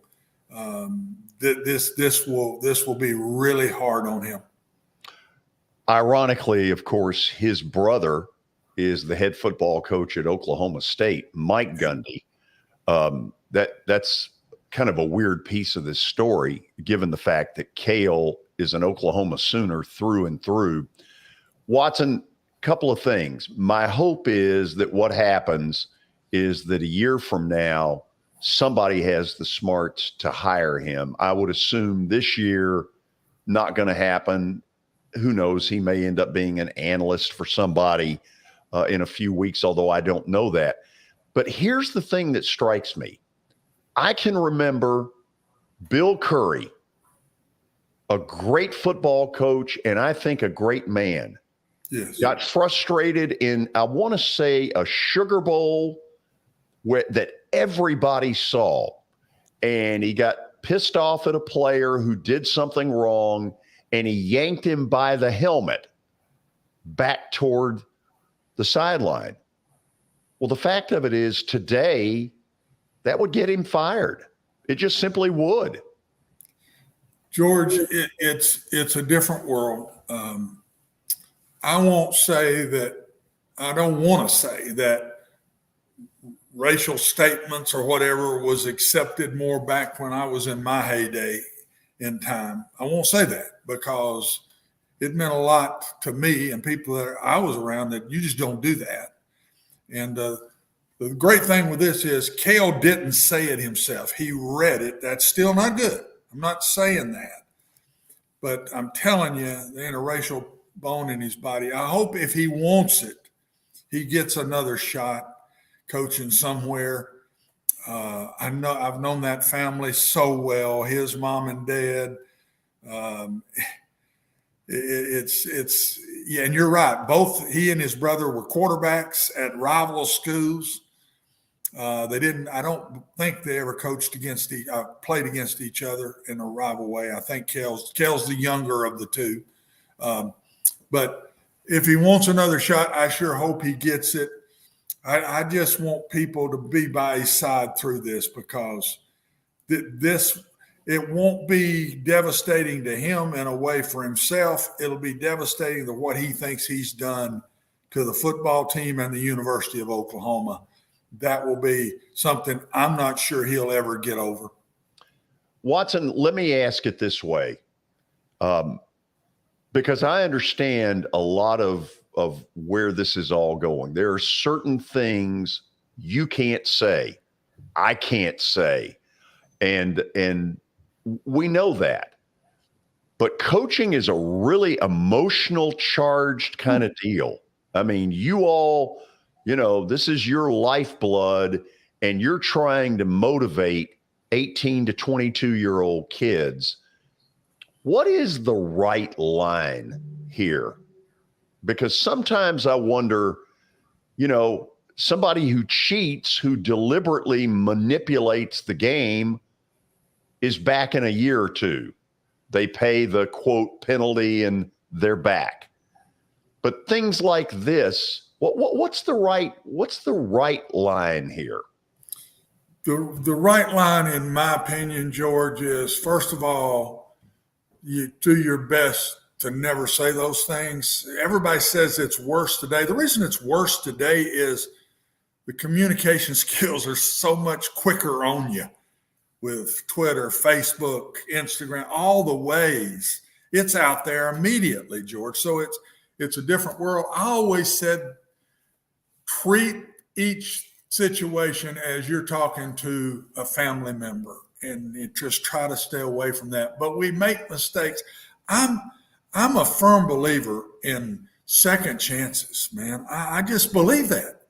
And unless it's something really, you've murdered somebody, whatever, but we make mistakes. We're human beings. That we make mistakes, period. I don't care if you're 72 or you're 50 like Kel is. We make mistakes. I'm a firm believer that there's a place that everybody deserves a second shot up to a point. And then even some of those, if they go to jail for 30 years, they still deserve a second shot some way. So I hope and pray he gets the second shot. And I hope and pray that he can deal with this. Click connect to show now. He can deal with this, George, to where he wants a second shot. I'm telling you, I'm more worried about that. Not in a personal way, but in how I know he's going to feel toward his university. Okay, let me toss this out here. And again, we don't have all of the facts, and I want to make that clear that we don't. No, we don't. Some of you have read some things, maybe even that I have not so far, or Watson has not. This one really bothers you. I can feel it in the way you're saying it. It's harder to be a coach today than it was 10 years ago. Bottom line, in so many ways. Good Lord. NIL, transfer portal. But this kind of thing that you used to have a little bit more leeway. It appears to me you have none. I'm not sure we had more leeway. Just things would happen that never got out, to be honest. I mean. But I brought up the one, Watson, about Bill Curry, who I think was a great human being. Yes. When he grabbed that kid's face mask and drug it away, back then the reaction was, oh, look at that. Wow, look at that. Today, he's gone. It is different. You're right. And it's how I've grabbed face mask many times. You do it. I was dumb enough in my younger years as a head coach when I'd have two fight, I'd grab them both by the face mask and stick their heads right together and say, "We're stopping this. It's 15 yards on us. It'd be 30 yards with both of you doing it. You're gone." And then I'd kick them off the field for 10 minutes and then bring them back or something. But that's what I did. I'd grab both of them's face masks and put them right next to each other. And I say, enough's enough. Stop it. Yeah. I mean, it is different. I don't want to defend what went down here at all. I'm defending Cale. And I know what he is, how he is.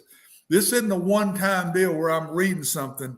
This goes back with 20 years of being around this young man and knowing him. And it is tough that something like this can throw out his last 30 years of being in the business. But that's the way it is, George. And I just hope he can get through it. And I absolutely hope somebody gives him another shot. Let's just let it play out. I'm really anxious to see what was said, but the way I'm catching vibes of it, it sounds like it was something racial that he read. Yeah. And if he read it more than once, that wasn't good. He did that. Yeah. Okay. I know we're going to go to the break here in just a second. Billy, I need you to do a couple of things real quickly. Last week, I think it was, I want to say Thursday, we've tried out the phone lines. This is an important piece of how I do sports talk. I have to use the word radio. It's now television. It is important that we give you all the opportunity to react to things we're doing, but we also need your participation. I've made a lot of jokes over the years about I need 4 red-blooded Americans to jump in on the phones and get it going, because the truth of it is these are better shows when you all participate, and I am bound and determined that phones will be a part of this. Okay, there's our phone number, 615-588-2998. I want you to hit the phones. You figure out the topic. Doesn't matter, but I want to hear from you, and I want you to jump in there now. Poor Brian Stewart sitting there going, I got dumped for a phone graphic. Well, Brian, for 30 seconds, the answer is you did. I was getting my phone out just so I could call and get on the show, George. I mean, Hold on. We'll give you that chance here in a few minutes. So tell me what's going on between when we talked on Friday and today. Well, it's the start of a new week here. One thing that I noticed this weekend, George, and let me lead off by saying congratulations to you, George. You are well-deserved of your award. I would have loved to have been there in person and seen it. I know you were surrounded by friends and just had a fantastic night. And I just want to tell you how much, just speaking as one fan of the show, how much we appreciate everything you've done for Nashville through the years, man. Thank you. Brian, thank you. It was so cool to see my BGA group, my Vanderbilt group, Watson, Billy, a bunch of friends. Man, I'd be sitting here lying if I said that didn't feel good. No, I know it had to have felt good, George. I mean, it's I don't think I think it's just like real estate. You know, if I go out and achieve an award, it's not because I'm doing it because I want somebody to pat me on the back. It's because I'm trying to do a better job for my clients. And that's, you know, that's something that I learned early on, is that if you make it about yourself, it usually doesn't work out in the end. But if you care about something and put your heart and soul into it, you reap the benefits all your career long. And that's something that, speaking for one-stop agents, I've got agents here that have just been doing this their whole life, and they've devoted their life to helping other families and people in Middle Tennessee achieve their dreams of owning real estate, whether it's a single-family residence or if they're an investment type and they're trying to make a career out of turning homes over or getting into property management. I mean, that's something that we try to help with every day, and it's something that keeps me coming back to the office every day, is making people new homeowners, helping them realize that real estate dream. And over the weekend, we were able to do that. I had many agents come in with contracts this morning. So we're going to all have new neighbors here in Nashville. And that's something that I love doing day in, day out. All my agents do as well. We would love to help you. I know you have many choices when it comes to real estate, but whenever you think of local and you think of community, One Stop Realty should be at the top of that list, because that's what we are about. George, I'd love to give y'all some numbers here to where y'all get a hold of us too. Do it. Office number is 615-822-0750. My cell phone number is 615-440-7011. Billy, I hope you got that number down. I can't believe I asked what your cell number was, Brian. I apologize for that. And then, of course, you can get us at OneStopRealtyTN.com. And please give us a follow on Facebook or Instagram. We always have updates on what's going on with the real estate market, and we can keep you in the loop as far as being a buyer or seller anytime in the future. Brian, thank you so much. Appreciate the nice words. We'll do it again tomorrow. Thank you, George. Watson, have a good day, sir. Thank you, buddy. See you, Brian. Before we go to the break, can we put that thing back up there? You say, man, he sounds like he's begging for phone calls. It's not that. I want to start to establish, as we get close to football season, that you all have that ability at that voice. So there's the phone number. Hit it now. This is Main Street Media Television.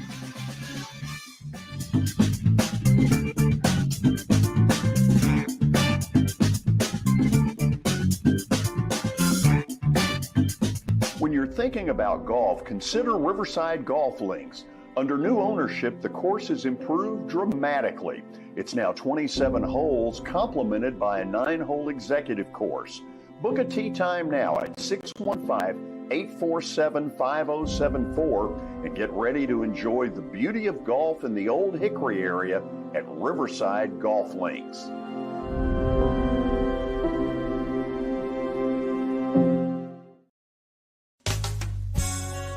I'm Bart Durham. I was sworn in as a lawyer in 1963, and I've been working as a lawyer since then. We're a firm that does exclusively personal injury, a lot of tractor-trailer crashes. Insurance companies will open up their checkbooks when you force them to. We have systems that work. We get the most money for our clients in the shortest amount of time. I'm Blair Durham. My dad and I want to help. Give us a call at 615-242-9000. I've done sports, I've been a photographer, I've been an editor, I've been a producer, I've been a reporter, I've been an anchor. I mean, I've done every job you could possibly imagine this. And so sports was a way to have fun and be different. But then I realized community is where it's at, and community and local and doing places and going, seeing people. And, sports, you go to a stadium, everybody celebrates and they go their different ways. But community-wise, there's so much going on. For Dustin Timmons and Joey Donnelly, they welcome every opportunity to serve and satisfy their clients. Whether you are looking to build your dream home or renovate your current home, their team will ensure that every client and remodel is unique, luxurious, completed on time, and within budget. Contact them today to set an appointment for a free consultation or to view some of their completed projects by logging on to DonnellyTimmons.com.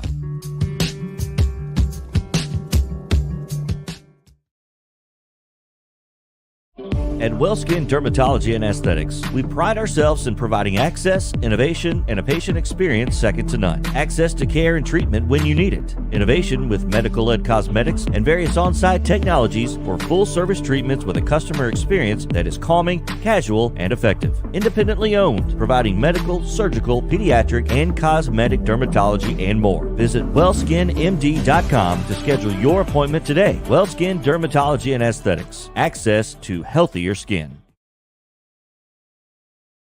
It's your last chance to get a spring tune-up for summer. Complete Service Heat and Air can clean your coils, check out your motor, and make sure you have cold air on that first hot day of summer. Complete Service Heat and Air is located in White Bluff, Tennessee. We do service and repair on heating and air the right way. 24/7 service. Call us at 615-797-3997. That's 615-797-3997. Serving Cheatham, Davidson, Dixon, Hickman, Humphreys, Montgomery, and Williamson counties.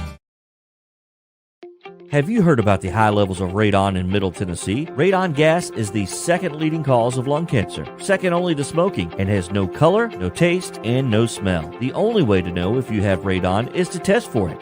Duret Radon Mitigation offers testing for small and large-scale residential and commercial properties, plus mitigation services. Visit DuretRadonMitigation.com to request testing or get a free estimate for mitigation. That's DuretRadonMitigation.com.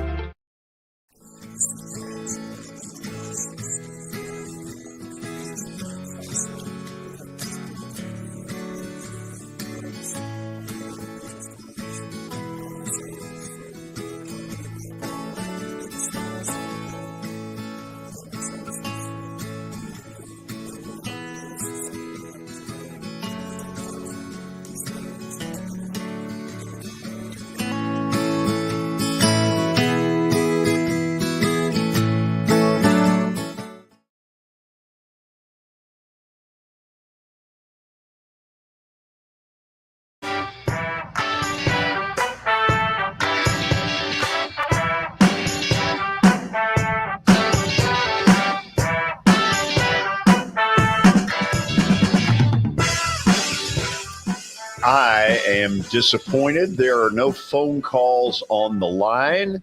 However, I will doggedly get it to the point where we're getting a bunch of phone calls because, Watson, if they don't call us, it's very possible we will call them.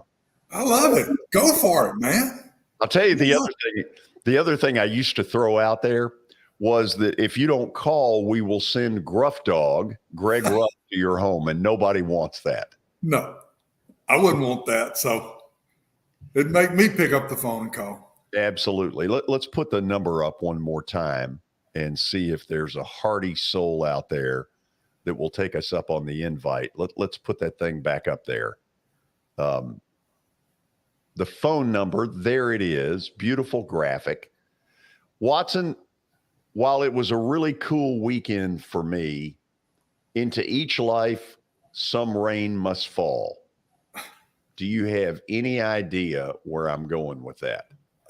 No, I don't, but I can't wait to hear it. The Braves.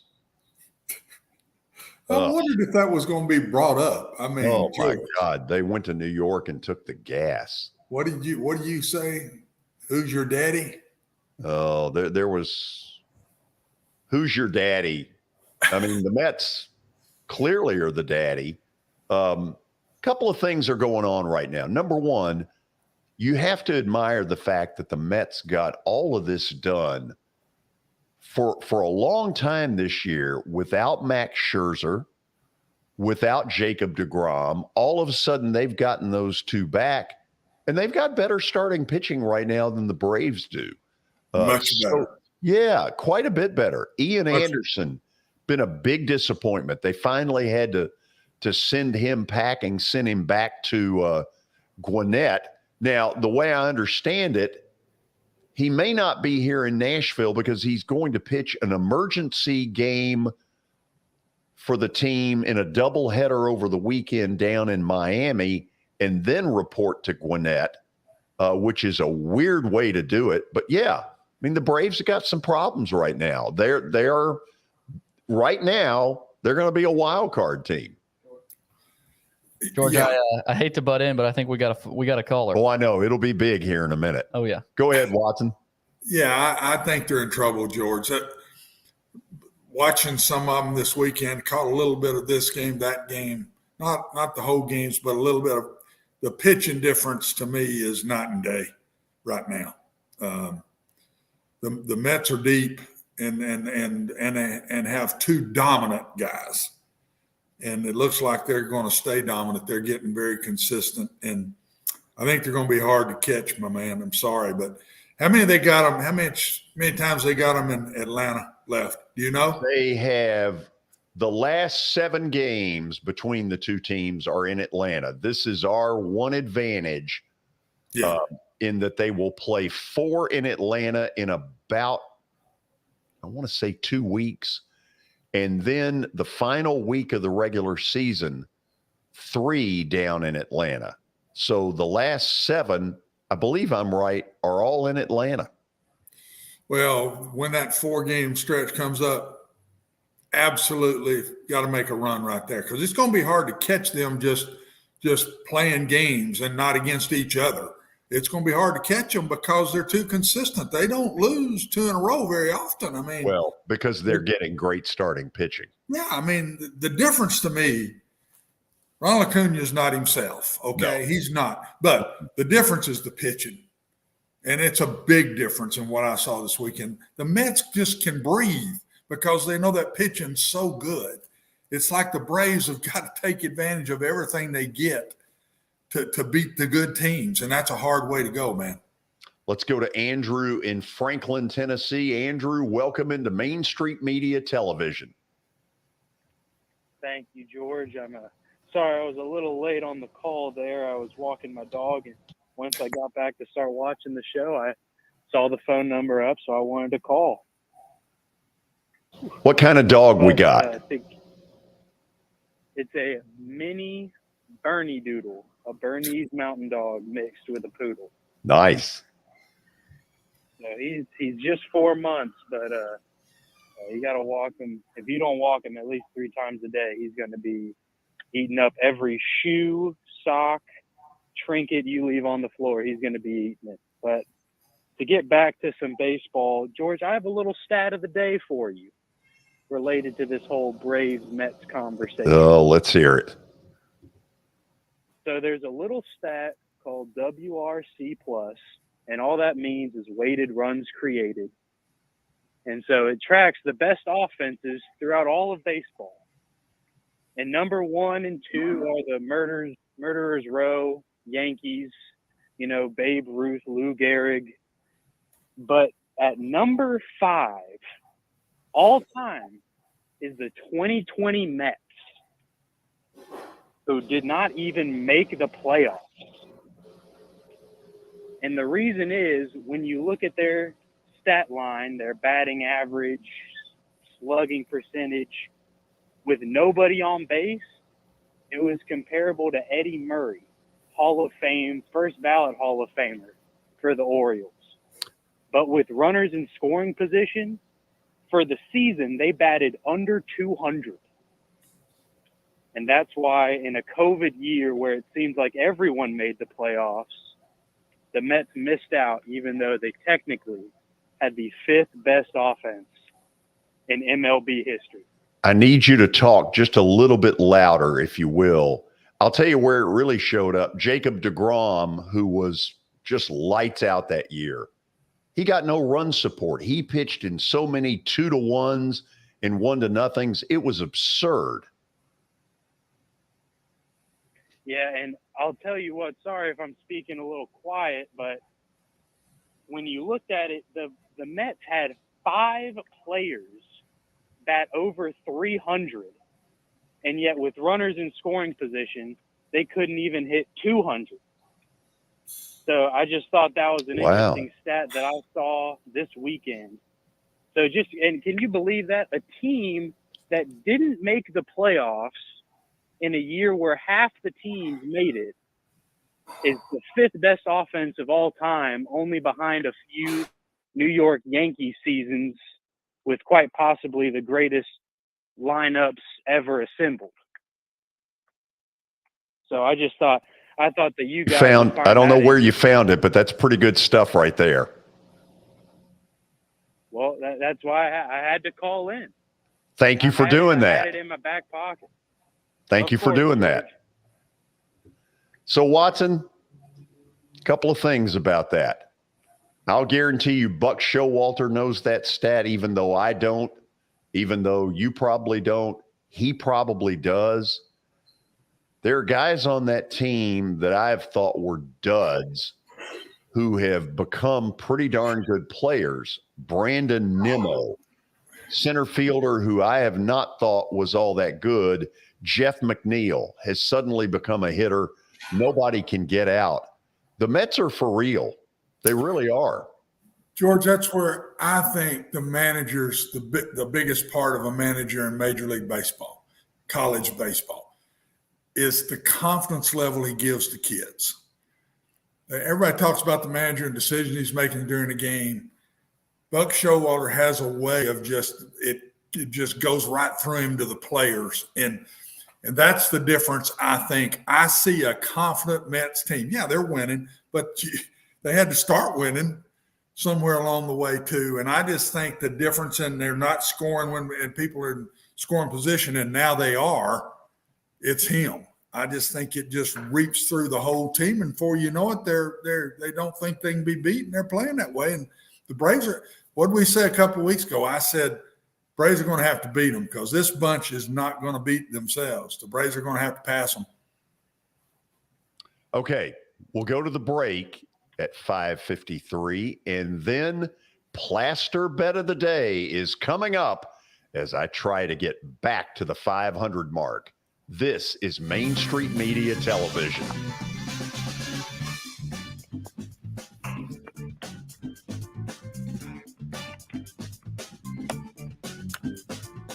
Jody Jones Dentistry can handle all your dental needs, from the basics to cosmetic procedures. All of this in the nicest dental facility I have ever seen. Jody has done it right. They're located conveniently at 55 Music Square East, and for an appointment, it's simple. Dial 615-259-5100 and tell them Plaz sent you.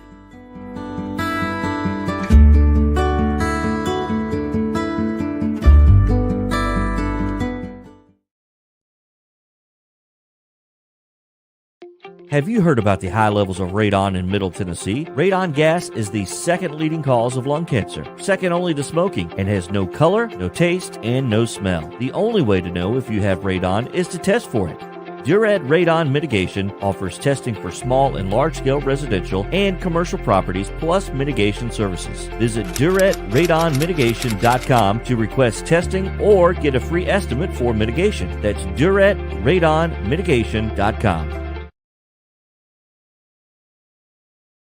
I think journalism is like politics. It's all local, and I think Main Street media has really hit on something that I've been preaching for 50 years. And keep the news local, right?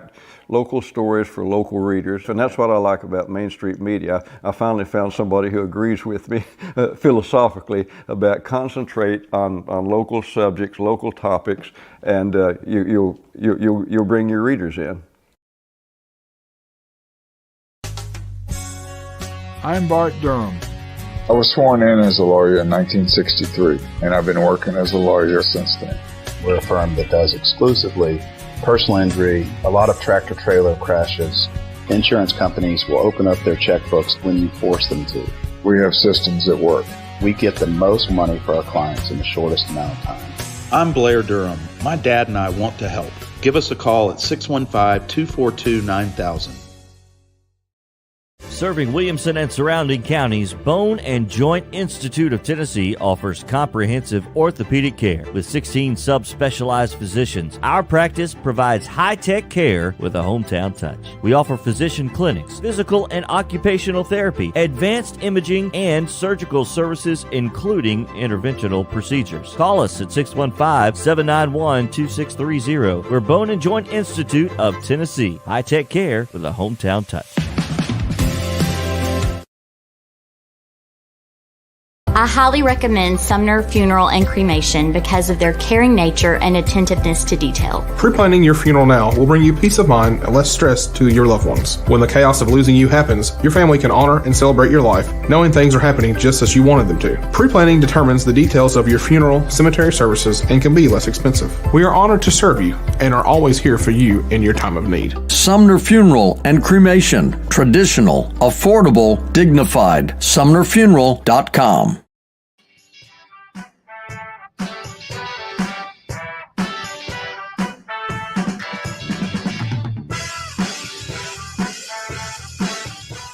Well, let me start out by apologizing to any of you who may have been on the phone lines. We continue to have some phone issues. We are going to figure this out if it's the last thing I do, because I want phone calls and I want that to be an important part of our show. Billy, it's time for Plaster Bet of the Day. Where are we in the old standings? George, you're making moves in the standings. You suffered a loss on Friday, but you're 9-10 right now. So you got to 9-9 on Thursday after those that double whammy victory, but you are at 9-10 right now. So you need a bounce back. Seattle didn't score any runs Friday night. Very disappointing. I get a little bitter over these things. I would rather lose 10-8. Than pick a team and get no offense. Now, it's losers talk, but I just want my team to show something. Give me some sign of life. Don't give me this one-run crap. There was zero fight in Seattle. Very bitter. There was later in the weekend. Later? Yeah, a lot of good that did me. Okay, so we now give you tonight's selection in a very limited menu. George, before we do that, though, we've got a Bart Durham read here. Mm-hmm. Of course, Bart Durham is the sponsor here of Plaster's Bet of the Day. As I scramble here to pull that up, but Bart Durham Injury Law has aggressively protected the rights of a broad range of victims of car accidents and personal injury in both Tennessee and Kentucky. If you too have seen your life interrupted by an injury on a highway, in a hospital, or at your workplace, you should let their attorneys do the work fighting for the full financial compensation you need. Learn more about Bart Durham Injury Law by logging on to bartdurham.com. And here is Plaster's Bet of the Day. San Diego minus 190. San Diego, the old Padres. They're at home. Blake Snell has been pitching very well, but frankly, so has former Brave Alex Wood. Watson, I need a win. And I demand a win tonight. Well, let's see if you get it. I think it's a good one. I think that's a good pick. It got me all choked up. I can tell. Yeah, it meant a lot. Yeah. Not like the cost of a cup of coffee, right? When I say it's a good pick, yeah. Yeah, we'll see how this plays out. Good show tomorrow. Very college football oriented. Tony Basilio, radio sports talk show host in Knoxville, will join us. He's ventured out into a little bit of the kind of stuff we're doing as well. And then the absolute mayor of college football in the South, Tony Barnhart, at 5 o'clock. So we got a great show for you. Watson, see you tomorrow. Behave until then. I'll do my best, George. Thank Billy, you. you just try to behave, period. I'll try. I got that talk coming soon. Thanks to all of you for being with us. We'll see you tomorrow on Main Street Media Television.